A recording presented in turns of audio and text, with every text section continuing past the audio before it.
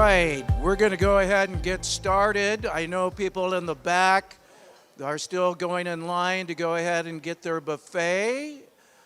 Don't feel rushed, but we want to go ahead and get our speakers up here because we have a certain amount of time set aside for each one of them today.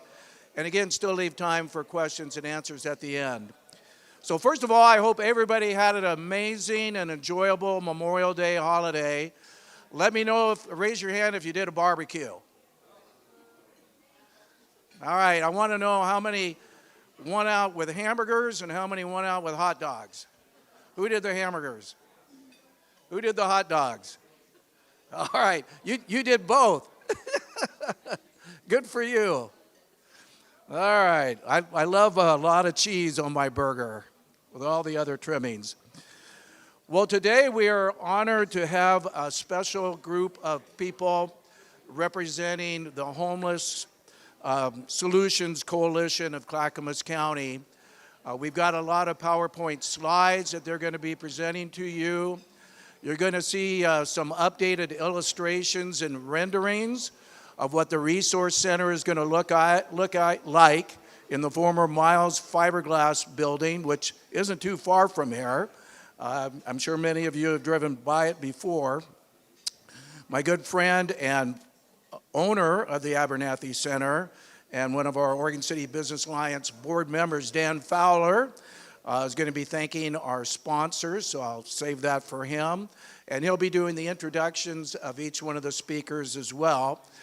If you've attended one of our forums in the past, you know the blue cards on your table are for questions. So we save the questions to the end. If you do have a question for one of our presenters today, just go ahead and fill it out. My only request is that you print. Because when you use your handwriting, you might sign it like a doctor, and that's really tough. So if you can print your questions out, it makes it a lot easier for us to make sure we're interpreting what it is you want us to ask clearly. The other thing I'd like to acknowledge our elected officials that we have here today. Where is State Senator Mark Meek? Right there, right up front. Mark, stand up.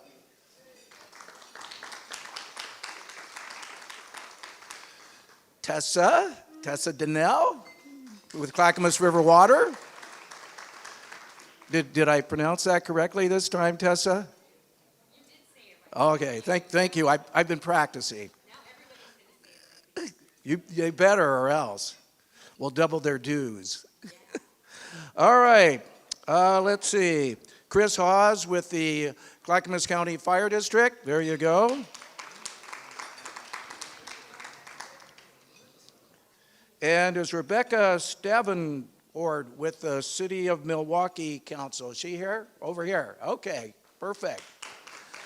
And we may have some county commissioners pop in. Tuesday is kind of a day they have standing meetings. And if you've noticed, lots of times they come in later after the event started. So if they do show up, we'll acknowledge them towards the end of the day. But like I said, we have a lot of content to cover. I'm happy to have you all here. Seems like it's been a little while since the last event was the Board of County Commissioners business in the county that was done on May 18th. So we kind of added another week in between, and here we're at the end of the month. But with that being said, we do have great cards, I believe, on the table as well. If you're interested in finding out more information about the OCBA, there's some little business cards that you can go ahead and scan the QR code, and that'll take you directly to our website. And the gray cards are just for you to go ahead and leave us comments. In speaking for the Oregon City Business Alliance, we always like to know what you thought of our forum, themes, topics that you'd like us to cover in the future, because again, we're here for you. This isn't about us. This is to serve our community and serve the citizens in our community. So with that being said, I'm going to turn it over to Dan Fowler so he can tell you a lot more about what's going to be taking place at the Resource Center.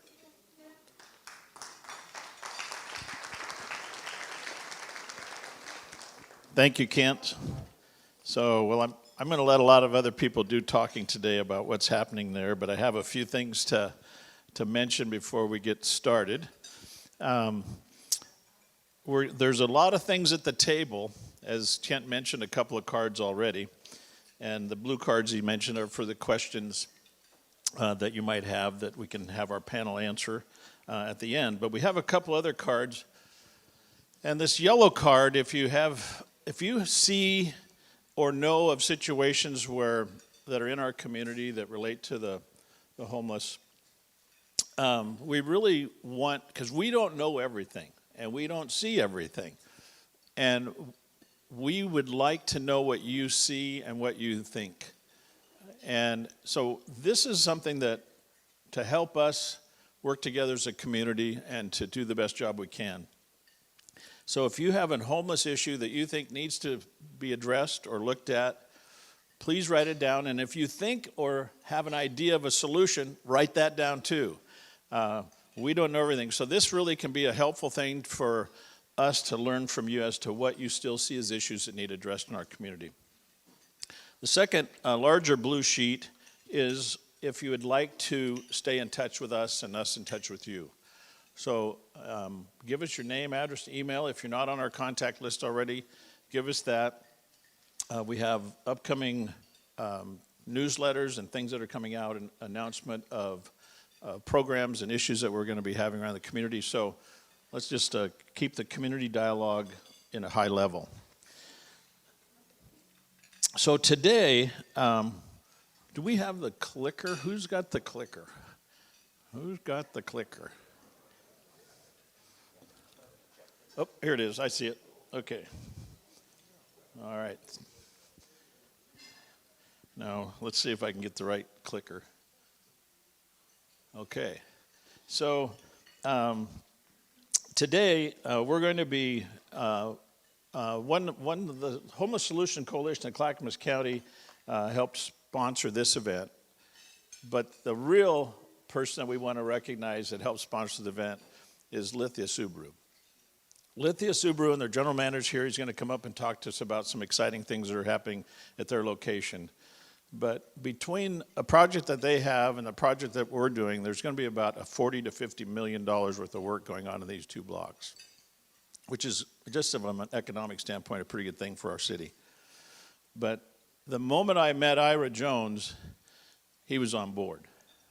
And he told me a story that I don't know if he's going to tell today, but about his father and the help that he had from people that were homeless up on Burnside that really helped find his father. So we both kind of threw our hearts on the table and found out that there was a lot of commonality between us. So it really makes me happy to have Lithia Subaru as a partner for this event and a neighborhood partner that we will be working together with. So Ira, you want to come up and talk to us about what's going on at Lithia Subaru? Yes. Thank you.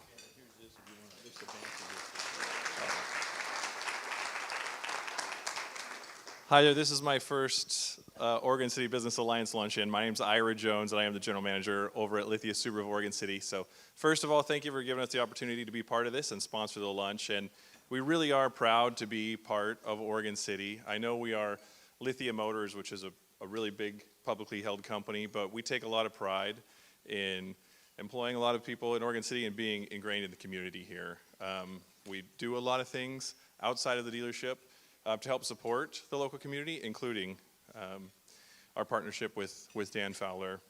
We also have a great relationship with Pioneer Community Center, as well as we do Clackamas County Children's Commission partnership, which we are big fans of the ladies at this table.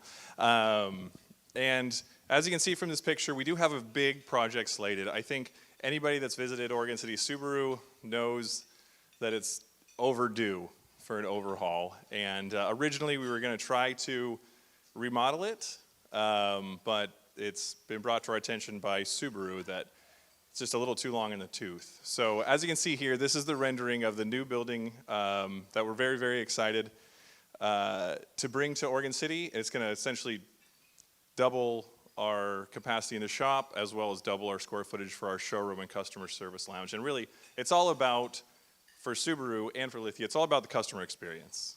We want to make sure it's the best possible, enjoyable experience you can have when you come to service or purchase a car, which we know isn't the most fun thing to do. But I actually wasn't planning on sharing the story about my dad, but the first time Dan came over to the dealership and introduced himself, he explained to me what was in the works, and we certainly didn't want to be anybody to stand in the way. And I've had, so my dad is in a memory care facility, which is a secure facility, and he managed to get out in his little power wheelchair at the time. And so the facility couldn't do too much except notify the authorities. And so I panicked. I live in Southeast Portland. He's in deep Northeast Portland. I went up there and just started running around asking if anybody had seen a man in a wheelchair. And the majority of the support that I got was from people that were suffering from houselessness. But they have their own community and they have cell phones. And we exchanged cell phone numbers. And they did help us locate him at the Gateway Transit Center. He ended up getting on the MAX. But not only that, but they followed up. Some of them followed up with me and asked if I'd found my dad, and I didn't know who it was, and I called them, and they told me. So it was an enriching experience to know that there are, people that are suffering from houselessness that don't necessarily want to be. And there is a community of people that's out there that need support.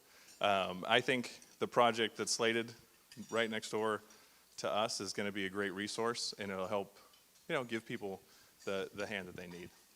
With that being said, that's really all I have. Thank you guys very much. Thanks for letting us be a part of this.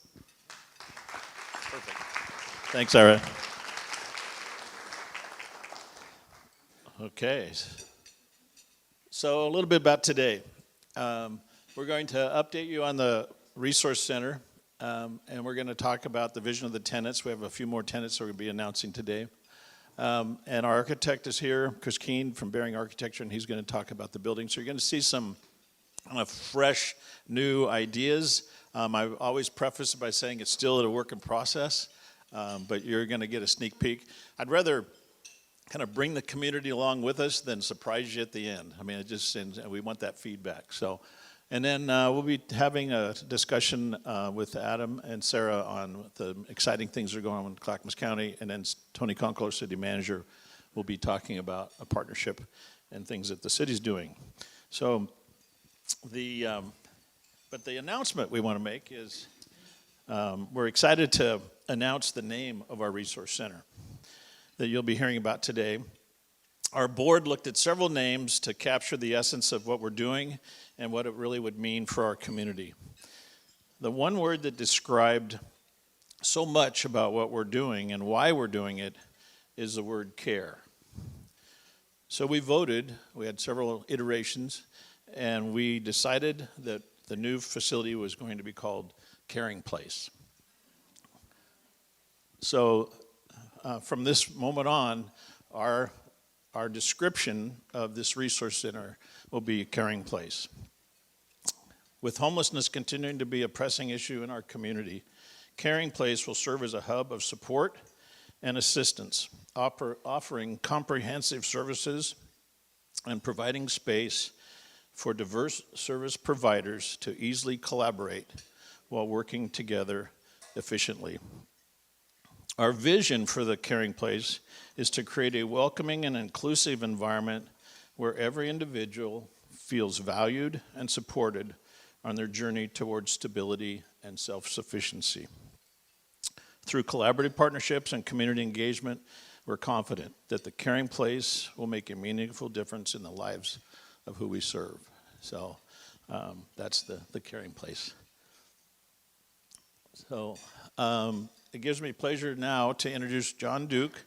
And John comes with as our new executive director. Some of you have met John. Comes with an extensive background in working with nonprofits and working in the medical field. So John, take it away. Thank you.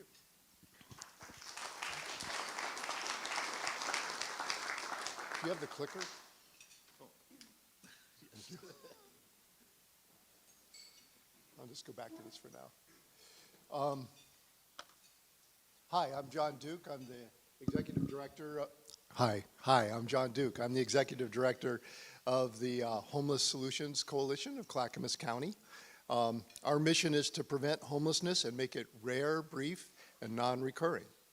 The Homeless Solutions Coalition is a county-wide organization, but our birthplace and our heart is here in Oregon City.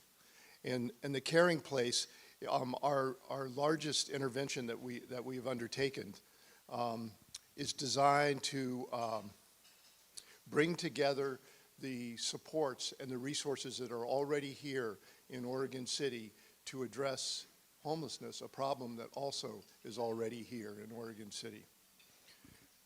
I want to thank all of you for coming here today so that we can update you on what we're doing with the center, but also because I want to hear from you, and I want to give you all an opportunity, we want to give you all an opportunity to ask questions and get your questions answered, and for us to hear from you. So thank you for being here. I'm going to move ahead to this slide now.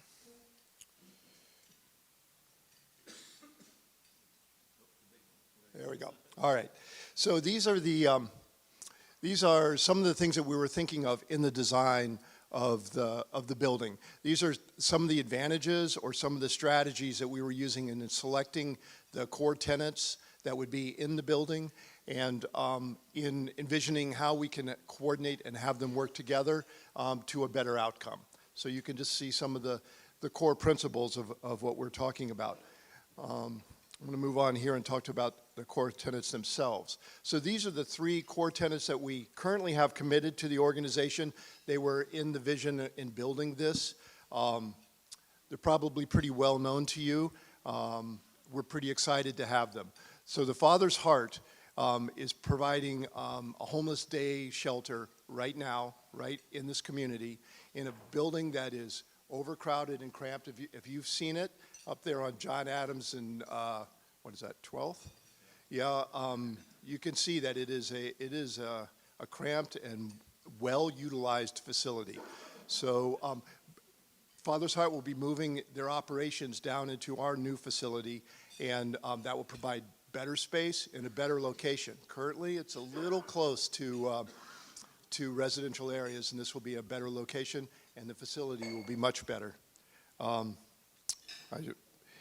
Love One, the other tenant that we have, provides showers and laundry facilities, and in coordination with a variety of homeless supports and services all over the county.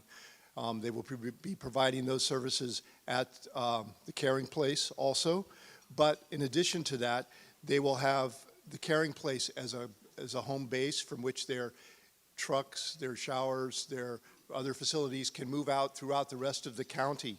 And they'll be able to lessen the burden here in Oregon City, for one thing, by strengthening the capabilities and the capacities in other communities in providing basic services in what we've envisioned as a hub and spoke model. And our most recent addition, the Clackamas County Health Center, will provide primary care as well as mental health and substance abuse treatment in coordination with the county's other more intensive treatment facilities across the county. Later in this presentation, we'll have a description of how the Caring Place fits into the county's broader efforts to end homelessness and provide treatment and supports necessary to keep Clackamas residents stable and housed. Besides these 3 core tenants, we will have a variety of other itinerant services that will come through here. We're looking at the Clackamas County's expungement court, education services through Clackamas Community College. We will have a coffee shop. And any of you who are working at this end of the city, at this end of Main Street, know that one of the things that we really would love to have is a good coffee shop down at this end of town. So we're looking forward to that. But it's not just a coffee shop, because the coffee shop, as well as all of the other tenants in the building, are participating through the Clackamas Workforce Partnership in employment training programs, and there will be opportunities for clients of the Caring Place to be employed at the clinic, at the Father's Heart, at the coffee shop, in a workforce development capacity. Also, I want to acknowledge Tony Konkol is here today. I'm looking forward to him talking about how a new program that they have started. They've got a variety of homeless services that they're going to be talking about that will be coordinating with the Caring Place. But one of particular excitement to us is a social service court that will work with clients in our community who are needing to break that cycle of recidivism. And the social service court is quite likely going to be located at the Caring Place to provide easy access. All right. So I'm going to pass this on to probably the more interesting thing that you're probably all looking to see, and that is, what is this thing going to look like? What is this building? So I'm going to pass this on to Chris, our architect from Bearing Architecture, who's going to talk to us about how all of these services and programs that we are pulling together to coordinate services are going to fit into this building.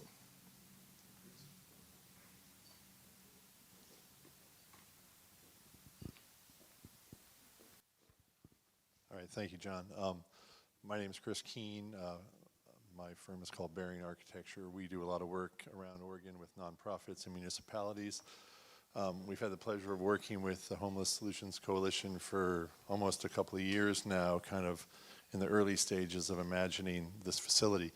I'm not sure how interesting I will be, but John has set the bar high. High bar, yeah. As many of you know who've been through a process like this before, we're still at the very beginning of the design process. So I want to emphasize that. What you're going to see today is likely to evolve, but it's the kind of product of a number of months of working on building programming, working with folks at the Father's Heart, and understanding the neighborhood a little bit better. And so I'll just kind of dive into our approach here. You know, we don't start the project with the building. As I said, we've done a lot of work on programming, but really we want to start the project with the neighborhood, right? We understand there's a complexity to this program, to this facility, in terms of the potential impacts on the neighborhood. So, you know, we always start with that neighborhood. And, you know, we want to be a good neighbor, right? And we understand that there are issues around the day shelter that impact the neighborhood. So as you'll see in the design, we're looking for ways to address that and mitigate it to the greatest extent possible. The words you see in these bubbles here are really just kind of the words we keep talking about and using as we're doing the design work. You know, the building needs to be secure and maintainable. This idea of managing overflow, I think that's a fundamental problem, right? It's the queuing problem, as we refer to it, kind of shorthand. The building wants to be kind of discreet, but also engaged in the community, and it wants to contribute, right? So that's kind of where we start as we think about designing this facility. And then there's the building itself, right? The building also needs to be safe. There's lots of issues around privacy for clients and staff. You know, words like nurturing, supportive, collaborative, efficient. You know, these are all our kind of mantra as we start to design and move forward. And then all of this is done kind of under the umbrella of this notion of trauma-informed design. And many of you may know there's a lot of research in recent years around how space can impact behavior and how people who've been through difficult situations, their environment can either make their well-being, or, you know, improve their well-being or impact it negatively. So we're doing a lot of kind of digging into that research. But fundamentally, these are ideas about safety, security, private, comfort, emotional support, health and well-being. You know, these are the terms that we use as we get into it. And there's a lot of research, and it's everything from color selection to visual access, right? So there's a whole wide range at a lot of different scales that we're talking about. I'm sure everyone's familiar with the site at this point, but just to remind everyone, Main Street along here, 15th, the railroad tracks, and then 16th. Our site is almost the full block, but not including the outpost building. So this is kind of the site plan as it stands now. And the thing to point out, I think, is what you see in green here on the ground floor is essentially the Father's Heart and Loved One part of the facility, or the day shelter piece of the facility. The yellow is what fronts Main Street with the cafe on the corner and some of the other kind of itinerant nonprofit workspace on the ground floor as well, with a secure lobby here. I think what's most unusual about this plan is that we're really working to separate what we're calling kind of the public entry from the entry into the Father's Heart, which we've pushed all the way down 15th Street and through a secure entry point along into an outdoor courtyard. So that's a courtyard that'll be secure, it'll be kind of out of sight, it'll give privacy to the clients who are there and queued up, but it'll also start to address some of this problem of the overflow that we all are so familiar with. The Father's Heart itself is, I won't get into every little nook and cranny here, but there's a lot of storage. It's built around a main central space, which is essentially the cafeteria space, but it's where most of the gathering happens on the interior. There's also some space for day sleeping. Right now in the facility, it's all kind of commingled, so we're trying to separate those things. The darker green area here is kind of the administrative piece of that, and it's kind of the bridge between those two facilities. So that, and this is when I say this is a work in progress, we're still working on this, but should somebody a client from Father's Heart need to go to the clinic, they're going to go through this administration area, escorted by a staff member, and up into the clinic, which is on the second floor. Parking around back, I should mention. So again, early phases here, but what you're looking at is a view kind of from the corner of 15th and Main Street. You're all familiar with the site, I think. As you know, it kind of drops there under the train trestle. There's a little bit of work we have to do in that corner to make this all work out. But essentially a 3-story building on Main Street. Ground floor is that cafe and other kind of TBD nonprofit program. Floor 2 is the Clackamas County clinic. And the top floor then is going to be primarily office space for both HSCCC, Love One, and a number of, John mentioned, the kind of itinerant office space for the various nonprofits that may come and work here.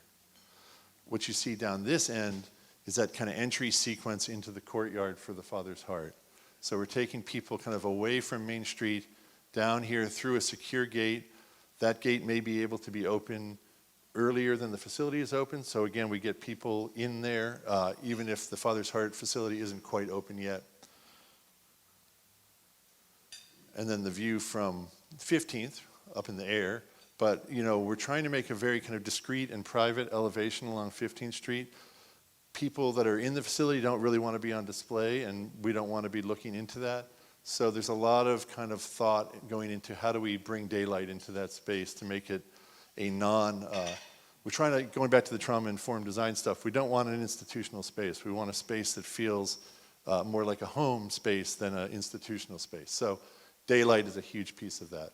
You can get a sense the courtyard here, we've got a little outdoor smoking pavilion, and there's a bunch of landscaping that's kind of in process.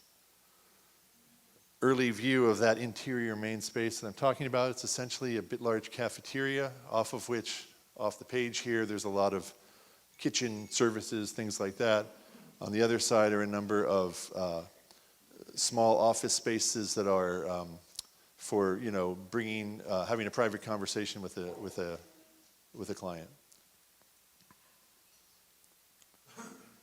Schedule, very crude schedule as you can see. 3 lines.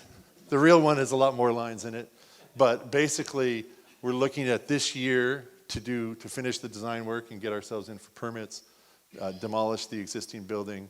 2025 will be the construction year, and then we take occupation in early 26 is the plan now. So that's kind of where we are. As I said, we're looking forward to continuing down this process and involving as many of you as we can. We're going to, I'm sure, come back at different periods and give you updates on where we are. But that's kind of where we are now, and I'd call that, we've got several months ahead of design work to go. Thank you.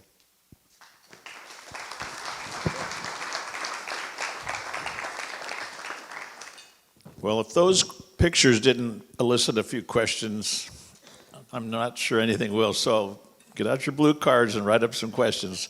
We have about 3 minutes to answer them all. No, I'm just kidding. We'll have a few minutes to answer them. So next, to dig a little deeper as to, okay, if this is the concept of the building, let's go a little deeper on what's really going to be in there, how it's going to happen. And to do that, Adam Brown, our Deputy Director of Health, Housing, and Human Services, will talk a little bit about that and about overall countywide effort. And I think Sarah Jacobson is going to join him. Okay, all right, there you go. Thanks so much, Dan, and thanks everyone for the opportunity to be here today. So this project is really about partnerships. It's about partnerships, both those that the HSCCC has worked to forge, including with the county, Love One, Father's Heart, et cetera, but it's also about partnerships even within the county itself. So I'm going to situate this project contextually a little bit in terms of the county's Health, Housing, and Human Services Department and the safety net of services that we have at the county that are working to support this facility. So this is a high-level org chart, but I thought it would be a good point of reference for you all. Starting on the right, we have a Children, Family, and Community Connections Division. We're the local public health authority in our public health division. We're the local area agency on aging and the community action agency in our social services division. We have a behavioral health division where we're the local mental health authority. And then specifically for this project over here on the left is our health centers division, which is a federally qualified health center that delivers primary care, dental, and medical services. And then our housing and community development division that's responsible for all of our housing and homeless services programs. So Housing and Community Development issued a notice of funding opportunity for resource centers, and that's what led to the $10 million grant that the county issued for the development of this resource center. But then as we started talking about the program design and the needs of folks who will be accessing this space, we started thinking about what other resources can we bring to bear. And really at the county, that happens to be clinical services. And we know that folks living on the streets have lack of access to behavioral health services, lack of access to physical health services, right? Unmet physical health needs, wounds, things like that. So we thought, how can we all continue to expand our thinking on these partnerships and bring in those clinical services? And that's when we started bringing Sarah to the table to talk about her division and what our health centers could possibly bring here at this site. So also, I want to talk about our homeless services system because things have changed. The county is more equipped than ever to address the unmet needs in our community on homelessness. Historically, we have lacked funding to do that. But with the passage of the Supportive Housing Services Measure and now the state's efforts to bring more resources to the table, we actually have a fully built system of care that can adequately address needs. So whereas in the past, this resource center would have been a resource center, really a bridge to nowhere. But now this is the front door to our system of care. This is a front door to outreach services, prevention services, shelter, rehousing, and ultimately supportive housing. So now we can actually address the long-term needs that people have in a really meaningful way. And this is happening through building community capacity, jurisdictional partnerships like you'll hear from Tony, cross-system collaboration more than ever, and really building out a whole recovery-oriented system of care that can meet people's needs. So we're achieving and exceeding goals. That's our goals on the Supportive Housing Services Measure. That's our goals with regard to the state funding for homeless services. We've got Mark Meek here. He knows well the efforts the state has brought forward to bring more resources. But Clackamas County, I'm proud to say that our Housing and Community Development Division, all the partnerships in Clackamas County, we are meeting and exceeding community goals, and we're a leader in the state now on this stuff. So, thank you for that. So, some of this is about built infrastructure, right? This resource center is about built infrastructure. We haven't had that built infrastructure historically. But we need geographically distributed access to care. And we are doing that. So Well, I've heard a lot about Oregon City's concerns about shouldering a disproportionate amount of the burden. That's been the case historically. It is not going to be the case in the future. It isn't today, and it isn't going to be in the future. So I wanted to list some of the other key built infrastructure projects that we're working on. We're working on a stabilization center in Milwaukee. We've got Councilor Stavengard back there, who's a huge champion of this partnership. The City Council of Milwaukee, they're great partners, right? They know that this is a county-wide effort, and they've really been supportive of us building that stabilization center in Milwaukee. We're working on a transitional housing village, which is an expansion of our Veterans Village. We're working on rural area resource centers. The City of Molalla, the City of Estacada, both councils issued letters of support to build resource centers in those communities, knowing that our rural community lack of access to services is an urban problem and vice versa. We're also working on, the Board of County Commissioners is working on a recovery center to provide really intensive front-end detox and addiction services. So that's a project that will come forward in the future.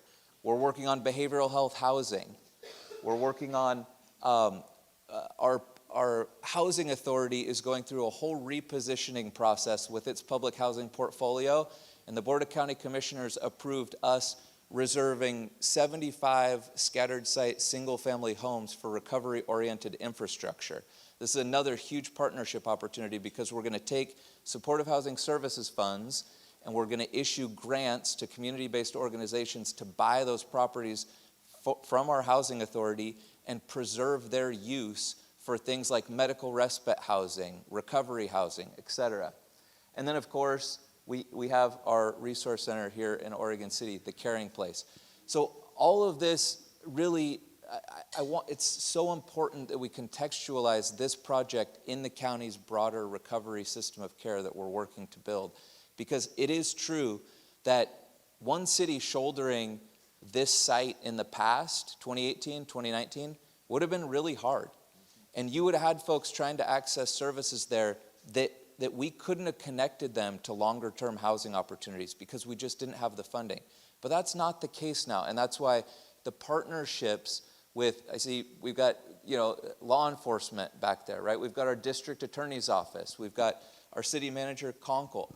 We're all working together on a weekly basis to make the system connections that we need to actually solve homelessness in our community in the long run. And we're more equipped to do that today than we ever have been. So I appreciate Dan's leadership. I appreciate the support from the city of Oregon City, but I want you to know that this is just one piece of a bigger continuum, and we recognize that. And we can't be successful unless it is. So I'm going to pass it off to Sarah. Sarah Jacobson is the director of our health centers division, which was one of the divisions listed. And I'll say that I gave you all that org chart, and take a look at the programs that are listed under those divisions. The breadth of the county's services are really broad, and part of my job as the deputy director of the department is to make sure that we're bringing all those connection points to bear, even in supporting the resource center. We're already talking with our other divisions, workforce, aging services, right? Our public health partners in terms of disease education, things like that, figuring out how we can integrate more of that into what's going to be happening here at the Resource Center. So I'm going to let Sarah talk a little bit about the services specifically that will be offered on site. Great, thanks Adam. I don't have any other slides, so you keep the clicker. Hi everyone, I'm Sarah Jacobson. I'm the Clackamas Health Centers Division Director. As Adam said, we're a federally qualified health center. Absolutely. Thank you. We're a federally qualified health center, and so what's important to know about that is that we provide high quality, whole person centered care regardless of a person's ability to pay. So we are really the perfect partner for the Caring Place, and we are so excited to be involved in this project. So we will be offering several services at the Caring Place. We will offer full spectrum primary care services. That includes chronic disease management, medication safety and management, safety and triage of patients. We will also offer an embedded clinical pharmacist, which will add huge value to the patients there. I'm really excited about that. We'll have outpatient behavioral health services and outpatient addiction services. services. That includes opioid, alcohol, and methamphetamine use disorders, and we offer medication-assisted treatment. We will offer individual therapy as well as group therapy. We have some really exciting group therapy ideas that we utilize in our larger behavioral health program that will be really beneficial in this location as well. So pretty excited about that. We will have Oregon Health Plan assisters at this location to help people with their Medicaid applications.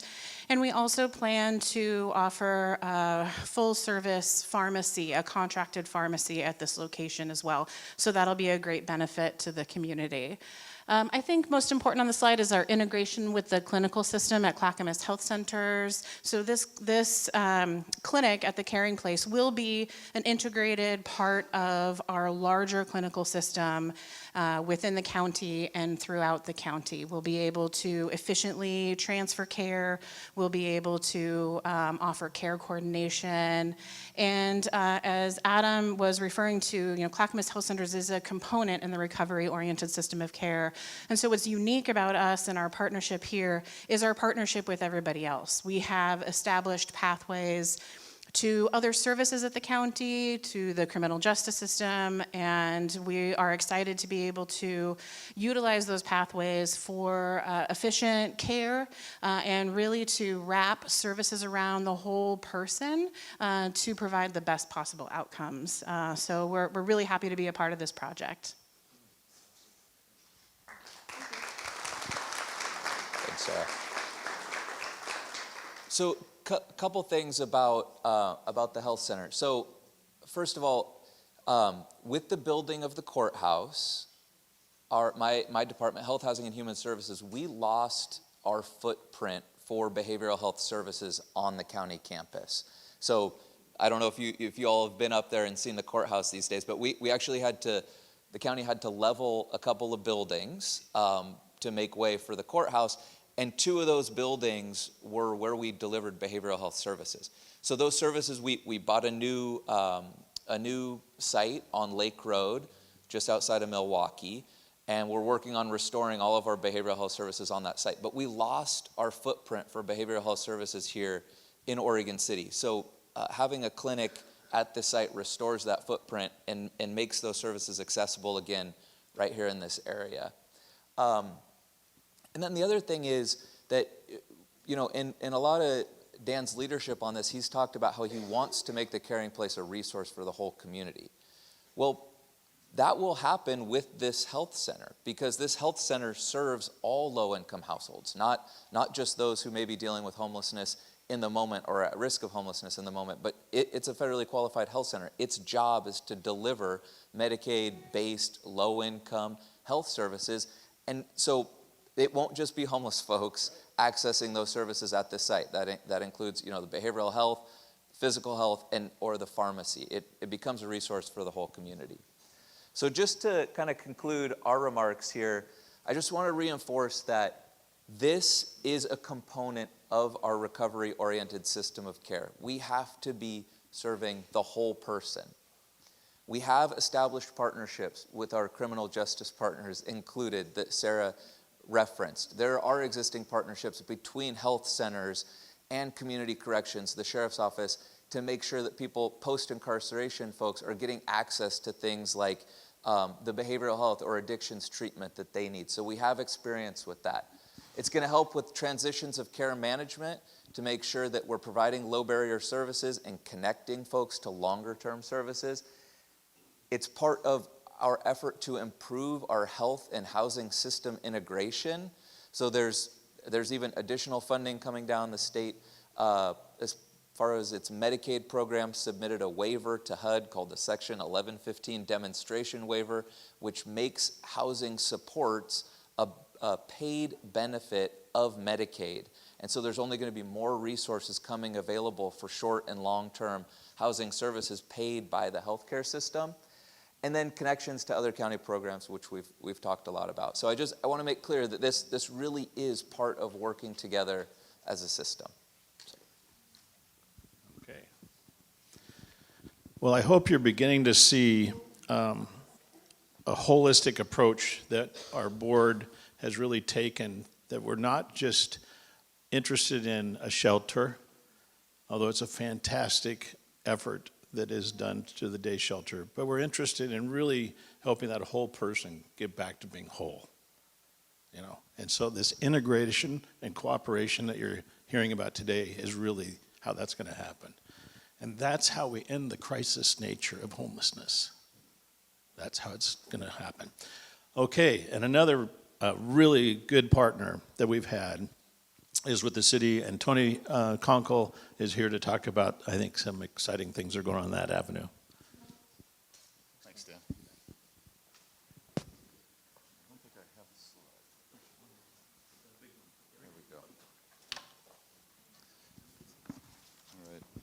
Thank you, everybody. It's great to see so many people come out to hear this presentation and what's happening here in Oregon City.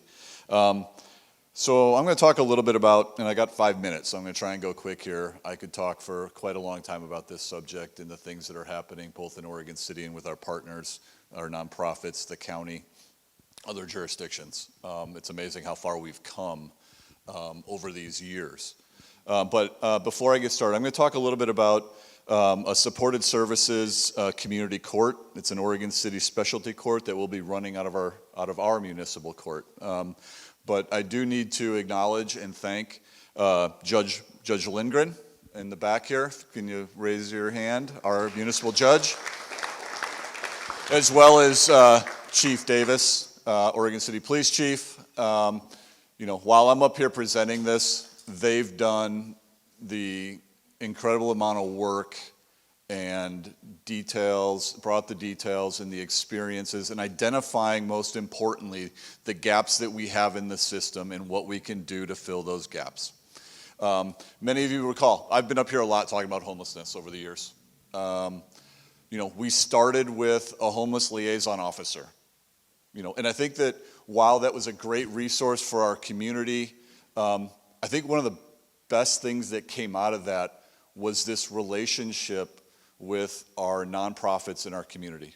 Building that trust, building the ability to communicate, to realize that we are all trying to get to the same direction, but there are things that we need to address along that way. Then we invested in a behavioral health specialist. And, you know, as was just discussed, this isn't just for homeless individuals in our community. Our behavioral health specialist works with plenty of people who are housed. Mental health issues, addiction, domestic violence are not limited. And so having that resource was a wonderful investment that we've made. And so it's now, how do we build on that? We've brought in a case manager to help with the casework that's necessary. So getting to the point of, really do appreciate Adam and his team. Out of that supportive housing services, they identified a significant amount of money that local jurisdictions could come in with unique ideas to address homelessness and the issues that they're seeing in their community at the local level. So Judge Lindgren did an amazing amount of work looking at other communities to create what is we're calling a supported services community court. For the Oregon City Municipal Court. It's a localized and community-driven approach to address certain low-level criminal offenses committed in Oregon City that arise from chronic and short-term homelessness. So what we were seeing, what the court was seeing, was that, you know, due to funding, due to space, you know, misdemeanors are not, you're not going to end up in jail. Unless you've got a company felony with it, if you are hit with a misdemeanor, you're going to get booked in and you're going to get booked out. From everywhere in Clackamas County. And that means you leave the Clackamas County Jail up on top of the hill. We're also a regional center, the seat for the county, this urban-rural divide. We have services here. So we see a much, much larger homeless population than all the other cities in Clackamas County combined. So I really do appreciate Adam and his team being willing to work with us to come up with this idea and see it through fruition with funding for a community court. An individual's unstable housing situation often snowballs to create more legal problems and a revolving door of arrests, warrants, and additional criminal charges. This pilot project aims to foster a sense of justice, community involvement, and rehabilitation while relieving the burden on Oregon City's traditional court system and supporting the city's recovery-oriented system of care for individuals experiencing housing instability or homelessness. And really this model is based on 4 goals. Improving safety and quality of life for all community members in Oregon City, businesses, residences, our homeless community, visitors to our community. Reduce reoffending by connecting to and engaging with supportive services. So the services are here. How do we do a better job of using the court system? And as I've said before, we're not going to arrest our way out of this. It doesn't work. You know, mental health is not something that we should be criminalizing. But these services are here. And what we've seen is that some of our homeless who we see repeatedly, it's what services can we provide them through peer support or through the community court system that make sure that they get into the housing voucher program, that they go get their Social Security and signed up for it, that they get to the doctor and stay on their medications as they've been prescribed. So really it's taking, and instead of criminalizing and saying, okay, now you're going to come to court, you're going to pay your fine, which you don't have the money to pay, or you're going to fail to appear, so we're going to issue another warrant for you, is to get them into a peer-supported program where, yes, the misdemeanor will most likely be removed, expunged, but the goal is to keep progressing towards improvement for that individual. And it's always going to be individualized. I think we've all known that. None of these situations are identical. Another component is to increase efficiency of delivery of services. So we have great work going on at the county. We have our friends at Love One and the other nonprofits that have these services. So how do we make sure we're coordinating them and using them to the most efficient way that we can for the folks who need it the most? And then really to enhance trust of the community and the justice system, all right? While a component of this is how do we provide these services, there is a component of expectations and accountability as well. And that should not be lost in these conversations. And I think that that is an important step of what this provides, is that when you are a victim of a crime, right, you want to understand how the system is working and what the outcomes are going to be, right? And this is another way, through the use of a community court, to show that we are making progress towards addressing some of the chronic issues that we see in our community. And why a community court? Clackamas County has had a community court for quite a while. One of the stats that they provided was that 3 years after entering the program, 71% have not reoffended in Clackamas County. So that's a really good model that we're really looking to try and emulate, is providing those services and reducing recidivism, which in the end will make our community a much safer place to be. I also want to acknowledge Chief Davis. As part of this grant program as well, we applied for 2 grants. We were successful on both of them. Is a homeless outreach services to support our behavioral health unit. So once again, you know, what started as our first kind of idea was this police officer, right? We've really kind of grown to understand that really it's about how do we make sure that we have the supporting services to get our homeless community members or those about to experience homeless to those services, and sometimes that needs help that's really probably not a police officer. It's a case manager, it's an outreach service specialist that one can be dedicated to that. You know, if we have a call, we're gonna pull our homeless liaison officer and go respond to the call. That's our first priority, right? So having someone dedicated or an organization dedicated through their case managers to help make sure we're keeping folks on track, getting through the system, making sure we can get them to the services that are applicable to what they may need, we see as a great next step for the services that we're providing here in Oregon City. So once again, I got a ton of people to thank. Adam, his team over at Health and Human Services, Love One, Father's Heart have been a great, great partner. The Clackamas County Commissioners for supporting our grants, the Oregon City Commissioners for supporting me and my staff in these steps we've taken. Some of them have been unique, but they've supported us and got us through it. And once again, Judge Lindgren and Chief Davis for all their efforts. So I'll go ahead and stop there and keep you on track. Thank you very much.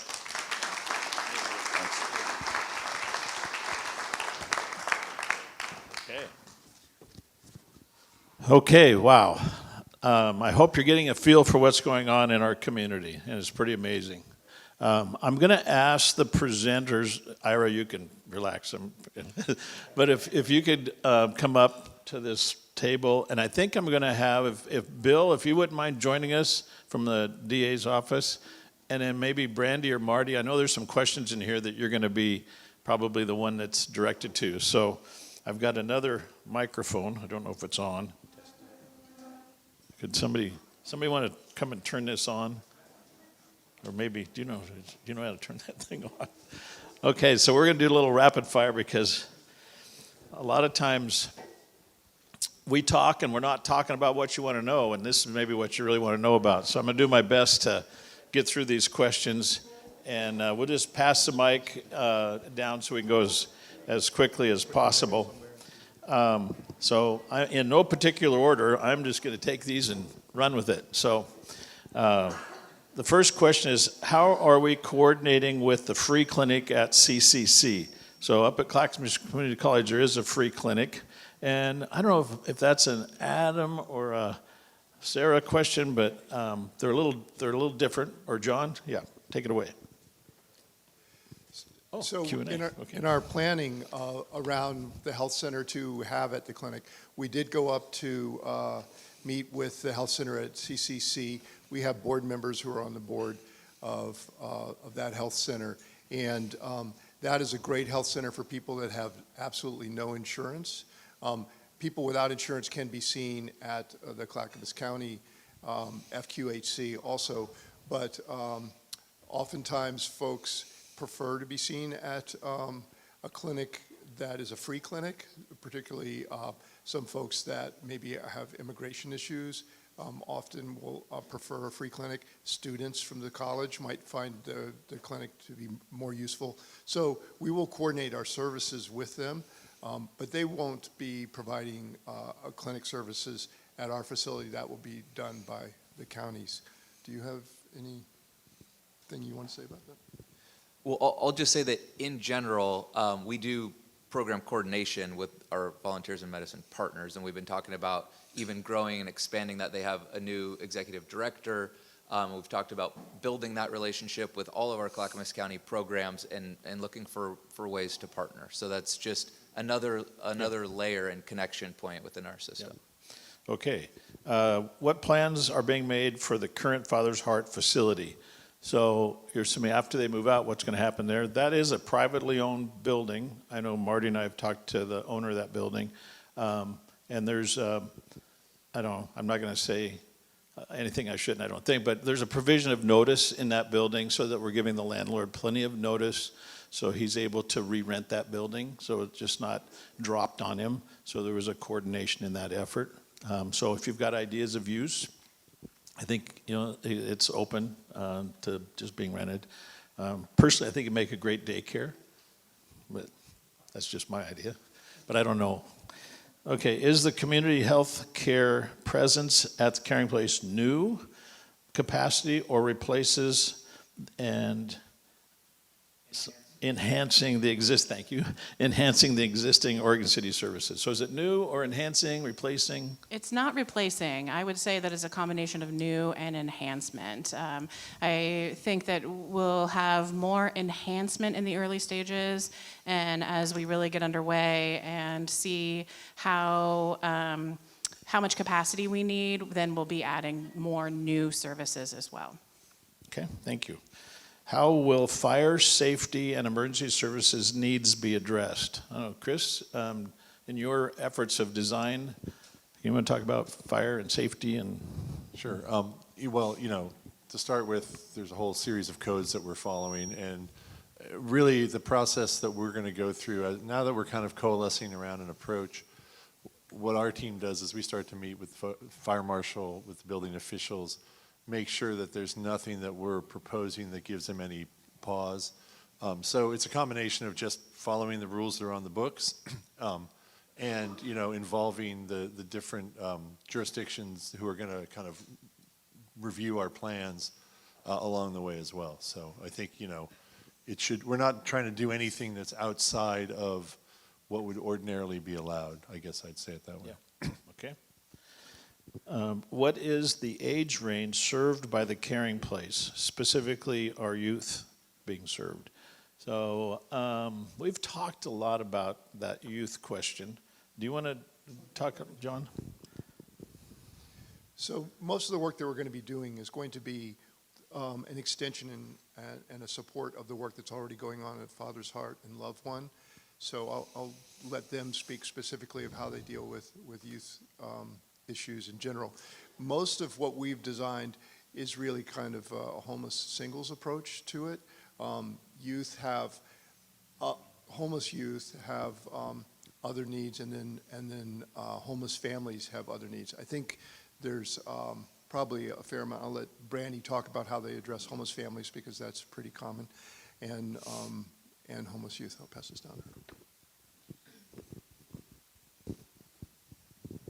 So for Father's Heart, currently we do have some youth and families who come in, and we work as quickly as possible to connect them to appropriate resources, because the day center, as has been described multiple times, is very tight quarters, and it's not ideal to have a huge age range in that same space. And we partner with entities like 4D Recovery Services. They actually have dedicated space, a youth drop-in center off 82nd. And so we do have those supports in place. We also work closely with the homeless liaisons at the different schools. We partner with pantries and other entities, Northwest Family Services, the long list of amazing folks who their mission is for youth and families, and we work to get them plugged in as quickly as possible. Our hotel, it's transitional housing program. We do foster families in that space, and we do prioritize families with kiddos, so we are doing that work, but it's outside of our day center, so it's really outside the scope of the services we'd be providing at this other location. And then as far as Love One, it's very similar. We serve a lot of families at our various events and outreach and engagement, that sort of work, housing, retention work. But again, that's outside of the space of a day center drop-in area, and we do have those accommodations and supports in place.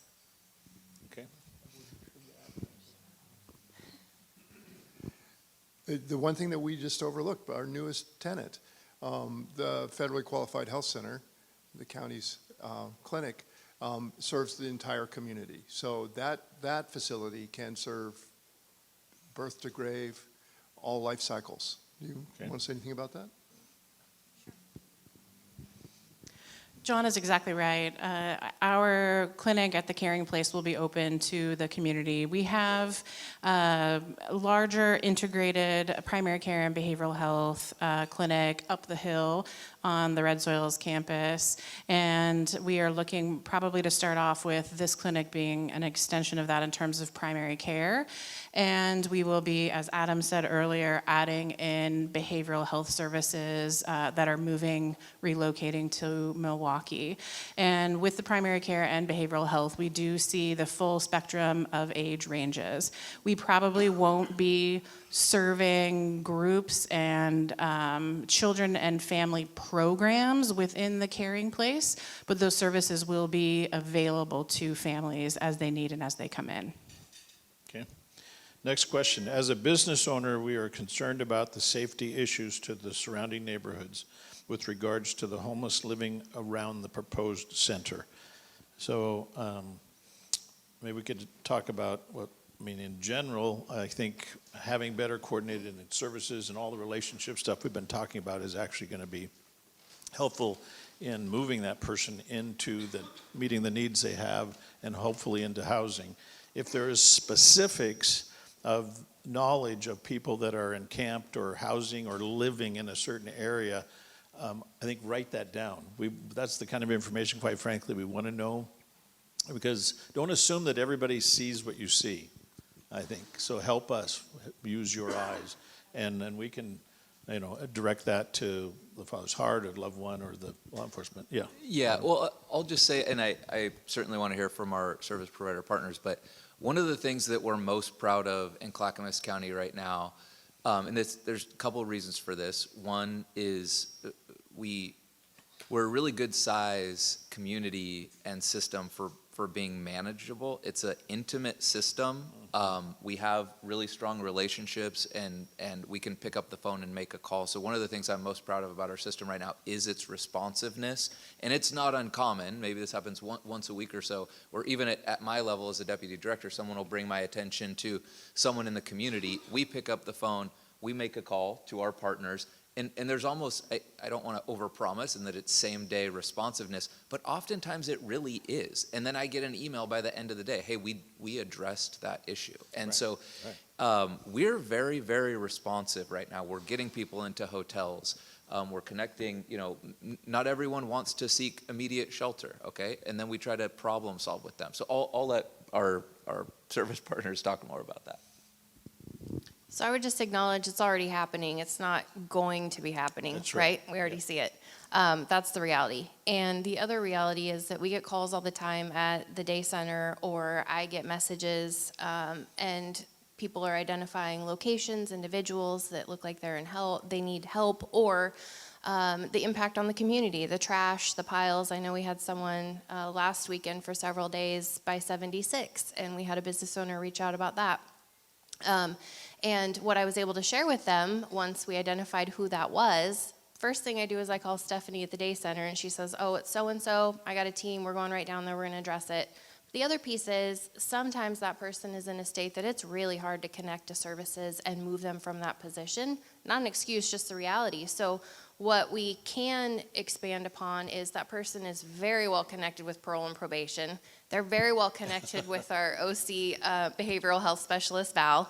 They're very well connected with every single team member from Loved One and the Father's Heart, so about 50 employees, right?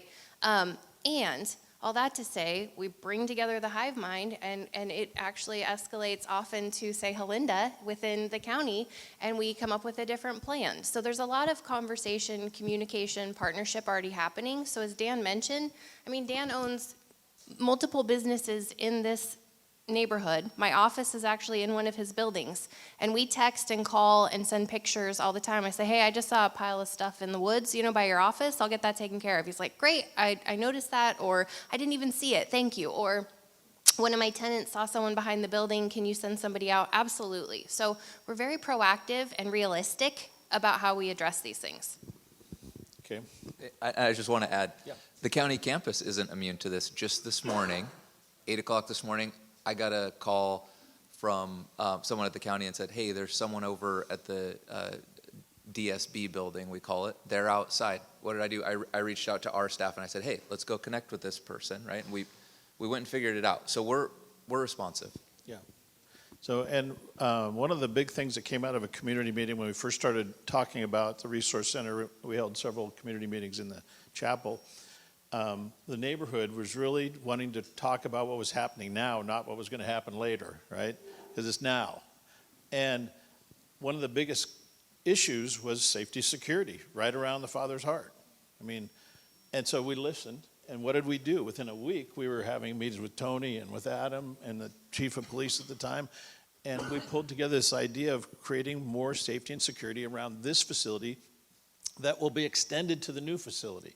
What did that look like? That looked like getting grants, getting recommendations from the police department on who could provide that security, 24/7 security, getting a grant together, lobbying the county, getting funding for that grant, and hiring those people to do it, and now it's in place. And the community is much safer, and they feel better about it. So don't diminish the ideas that you have on telling us what you need. That's how we work together as a community, and that's how we get better as a community. So, yeah. Who owns the building? The building is owned by the Homeless Solution Coalition of Clackamas County. It's a 501c3 nonprofit. That's who owns the building. Will the clinic system from Clackamas Health be a new additional clinic or move one to this facility? We kind of addressed that, I think, already. Okay. Hang on just 1 second. The most vulnerable homeless are those standing in the streets yelling at no one in particular. What is your plan for the involuntary behavioral health treatment? So is there a plan for involuntary behavioral health treatment? That's a big one. We've talked about that. Nobody's reaching for the mic. then I had it. No. It So might require some law change, but go ahead, yeah. yeah, and I want Bill to weigh in on this one, but Yeah, I think we have a fundamental belief that we can reach folks with enough persistence, and the involuntary thing is sensitive around the law. People have agency even when they're suffering very severe and persistent mental illness, but we work together. We figure out the right response. That could even be in our behavioral health division. We operate a 24/7 crisis response team. All of our system partners utilize our crisis response team to respond to folks. And so for ordinary members of our community, that person's behavior is concerning and peculiar, and it might seem intractable, but as a system, we figure out what it's going to take to address their needs in the moment. You want to touch on the push-pull concept first, and then I'll. So I have a lot of thoughts. it's a good question. It's Yeah. a very good question. And unfortunately, it's not at the nonprofit, the city, or the county level to make that decision. It's something that we fight against just about every day, and sometimes 15 times a day. So the fact is, we can know someone's in crisis, but to get them placed on a hold is a high bar, and then to have something other than a cite and release happen is a whole other story. So what we have found most effective, given the resources and within the scope of what we can do, is partner with our law enforcement teams. So the county, the city, the DA's office, parole and probation, we work closely with all of them. And we use a push-pull method. So when we know someone is court-connected, and we are also working with them with case management, whatever next steps they want to take, we partner, because it's really hard to get somebody into housing to clear a background check if they have an open warrant, if they have a felony conviction, if they have any number of things that I think it was touched on earlier, how those things steamroll when you don't have all of the resources necessary to get out of that cycle. And so really what we're coming in and doing is a diversionary approach, and we work with, just like OC coming up with the community court model, we work with them on plans, what do next steps look like. It's not going to look like a fine or fee someone can't pay, but it sure can look like, let's get you connected to a primary care doctor. Let's work on this other piece. Let's get these community service hours knocked out while you're also receiving services. Let's do things to move you forward in a tangible way that is not only benefiting you, but benefiting the collective community. And Bill and his team have been just amazing partners in helping us do that. So I'm Bill Stewart. I'm a deputy district attorney. The civil commitment process in Oregon is broken. We have chronically mentally ill people on the street who clearly desperately need help, and we can't get them civilly committed. I can't fix that. I'm not a lawmaker. What we end up doing to try to address the community needs is working hard in partnership and putting pressure on these folks. So criminal justice is not the right place for some of them. We have nothing else. I mean, I get these phone calls that say, hey, so-and-so's defecating in the middle of the street. They're creating problems in front of parole and probation. And so we work it. We talk all the time. We keep pushing, and we hopefully get a way to get them down to the state hospital for some treatment under an aid and assist basis. But the only solution I've got at this point is we just have to work the tail out of that case. And so we will continue to do so. Just quickly, we have several folks who would actually tell you that they would prefer to be at the state hospital. That is their safe space, and that is where they are stable and well cared for and supported, and they don't want to leave. But once they reach a certain spot where they're stable, they're discharged in whatever condition they're in with a handful of meds, and off they go. And by the time they make it back to us, they're in a state generally where they're ready to go back. And so that's kind of the cycle that we are trying to disrupt and come up with other creative solutions. So it looks like a lot of case conferencing meetings.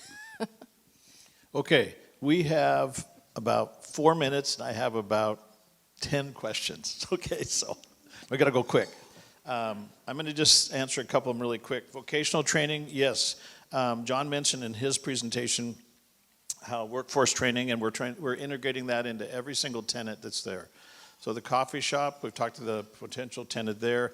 They're planning on training and hiring formerly homeless individuals, as well as the clinic, as well as, all the services in there. So it's obviously going to be appropriate for the individual. They'll be in a state that their employment is ready, but we'll work with them through the workforce training. So several questions about the community court and its location.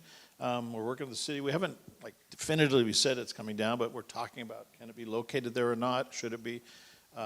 It's not displacing. One question, will the city's new community court replace the HSCC court program?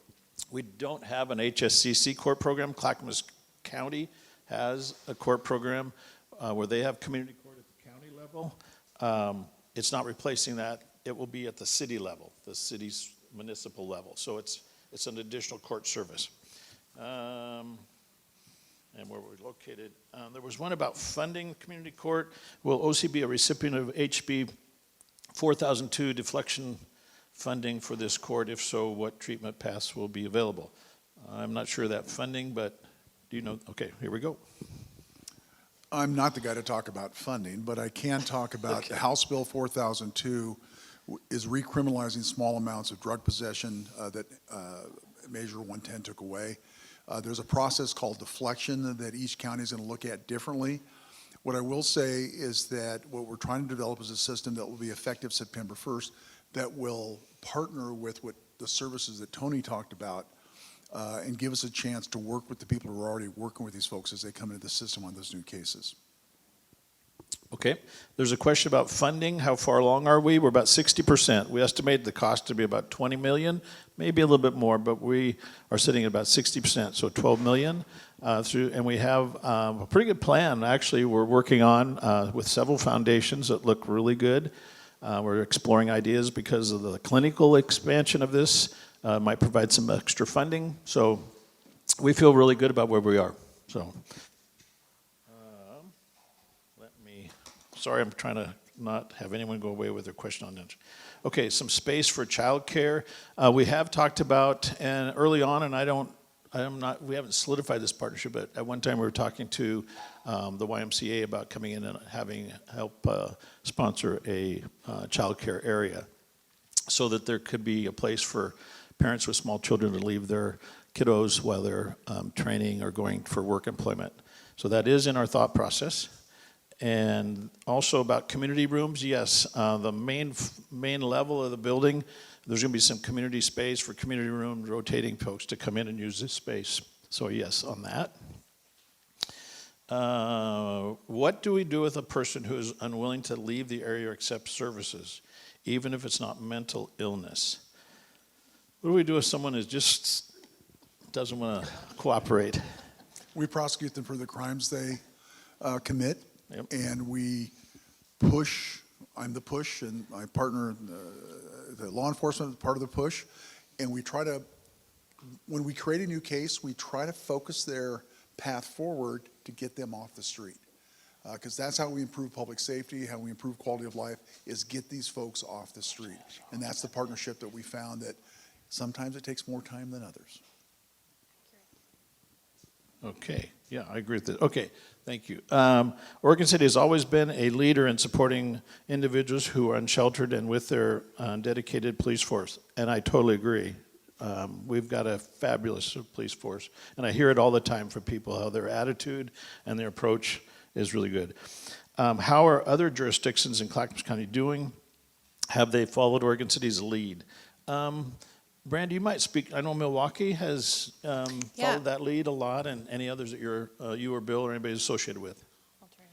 Milwaukee has been just outstanding. In fact, one of our Love One outreach specialists is embedded with their behavioral health specialist, Glenn, and their police department, and that's worked beautifully. Gladstone is looking for the same model, and they are getting ready to or have already hired a behavioral health specialist, and then they're looking to pair outreach with that individual as well. What that looks like is often officers will give us a call. Anytime I have no caller ID pop up, I'm pretty sure it's going to be law enforcement, and they have a question, they're working with somebody, or that person is referenced Love One or Father's Heart, and we get them reconnected to their case manager or whoever they've been working with. So those open lines of communication are really important. And then Bill and Sarah McClurg with the Sheriff's Office have been instrumental in that partnership, because the Sheriff's Office is in so many unincorporated areas, well, all of them, which is a lot of space for Clackamas County. So Sandy, Estacada, some of the more rural areas, so open communication and building those relationships with the deputies who patrol those areas so that they know that we're available as a resource. And we have monthly meetings where we meet with all the jurisdictions around Newell Creek Canyon, around our transitional shelter program at 2 hotel sites. Those are all separate. And then another meeting where we meet with the law enforcement in the rural areas and what they're seeing and how we can support them. So that's some of it. Yep. Okay. Last question. What happens to the homeless people after the doors close at night? Where do they go? And I'll just say, we need a shelter. Okay. This resource is only meeting part of the need. There needs to be an overnight shelter. Do you want to speak to that a little bit, Brandy? And then maybe I would lean on Adam, maybe just talk a little bit about, that's part of the county's overall effort that I see coming, but go ahead, yeah. I don't have a good answer for that, so I'm not going to pretend to make one up. They go where they already go. So they have their spots where they camp. We work with code enforcement. We work with law enforcement. We keep people moving along. We work with the county to remove RVs that are uninhabitable once folks have moved out of them. And we work to help those folks move out and move into long-term housing that is supportive and well-suited for them. I don't know that it's going to be any different than what we already see right now, other than we're working our tails off to get people into housing. The rural access to housing looks very different than our urban access with the supportive housing services dollars. So I think we're about a year ahead of filling all the vouchers than what we had expected. That's how rapidly we were able to house folks. And in the rural communities, the resources are far fewer. But as far as specifically Oregon City, our teams have done a phenomenal job building relationship with entities like Bridges to Change, any other sober housing, transitional, supportive housing.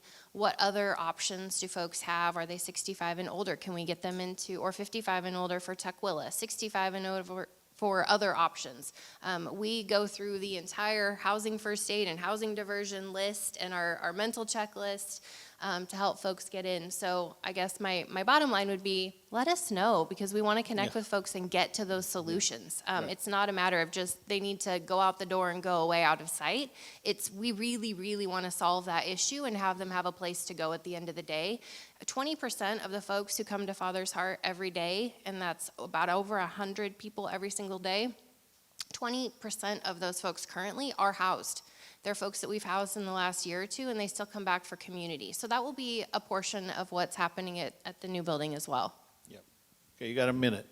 Yeah, and just quickly, so I mean, you all know we've struggled to site shelter in Clackamas County, and so we've done our best without the ability to site a shelter. We motel voucher people at motels around the community, and we've doubled and tripled down on getting people placed into permanent housing as quickly as we can. And so I actually believe that constraint around shelter has helped us expedite permanent housing placements more. But a couple things. So I mentioned the 75 houses that we're prioritizing for transitional housing. That will bring capacity online for up to 300 folks who have acute behavioral health or addictions needs that otherwise probably would go to shelter. The stabilization center in Milwaukee is going to have 12 short-term beds. Our new transitional housing village that I mentioned is 24 more beds. So there is more short-term front-end system capacity coming online. Awesome. Okay, what a panel, huh? Okay. Okay, thank you all very much. There's a lot going on. There's a lot still to do, but really thank you, and give us any help you can give us. Thank you. Well, we want to thank you, Dan, for spearheading today's forum and bringing this tremendous, talented group of people together to go ahead and answer some excellent questions. I've heard people comment, I've learned so much today that I didn't know anything about. And it's these type of events where you get the latest out of your mouths what's taking place rather than just reading what we see on the news media and social media. And then you kind of wonder, well, how does that affect me? Well, we're talking about something that goes on 24/7 every day of the year. And I want to thank all of you, and I want to thank all of you for coming today because, you know, we've heard it takes a village to go ahead and respond to issues in our community. Well, it also takes engagement. It's one thing to talk about an issue. It's another thing to actually get actively involved in an issue and want to make a change in people's lives. When we think about people that are intense or have mental health behavior issues or drug addictions, they all started out like all the rest of us at one time. They were in grade school, they went to junior high, but something happened in their individual lives. And we can't put a square peg in a round hole. We have to look at each and every one of these people individually and try to find out what is it going to take to get them back on a positive contribution to society. So again, I want to thank all of you for coming today and being a participant, not only in the Resource Center, but any other programs that come available that all of you are involved with. We can't thank you enough. I'd also like to thank the Abernathy staff for another delicious buffet.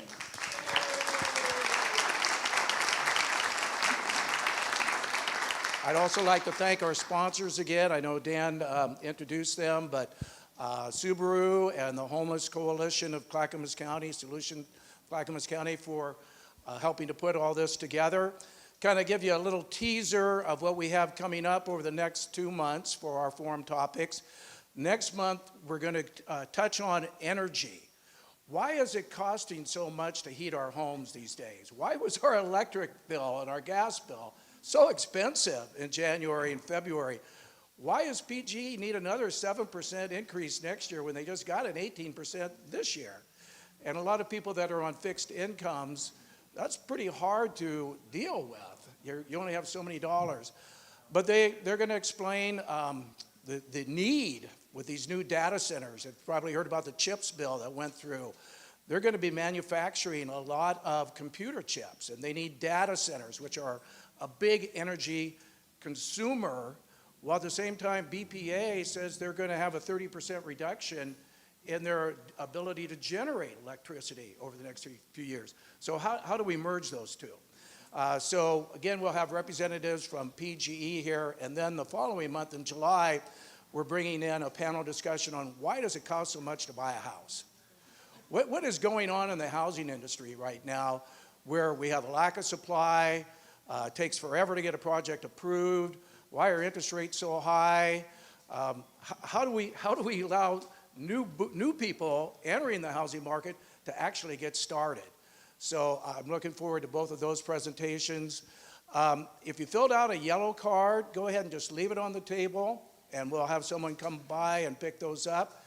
If you filled out a gray card with comments about today's forum as well as future topics that my board and I can look at and try to put together a discussion on those subjects, we'd appreciate that as well. Thank you for coming. Have I forgotten anything? Okay. Enjoy the rest of your day.